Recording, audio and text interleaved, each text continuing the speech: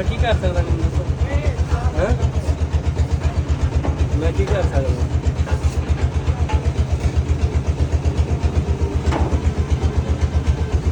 sleep ਵੀ ਵੇਖੀ ਜਾਣਾ ਸਰਦਾਰ VI ਹੋ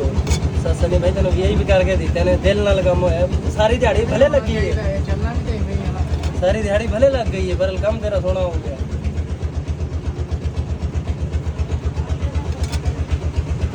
ਚਾਰ ਡਬਲ ਲੱਗੇ ਨੇ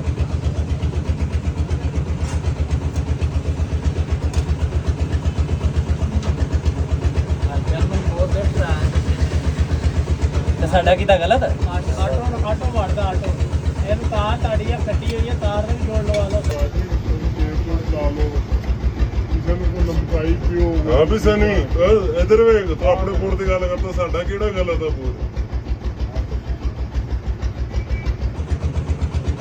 ਮਾਸ਼ਾਅੱਲਾ ਹੋਵੇ ਤਾਂ ਠੀਕ ਆ ਬਸ ਹੋ ਗਿਆ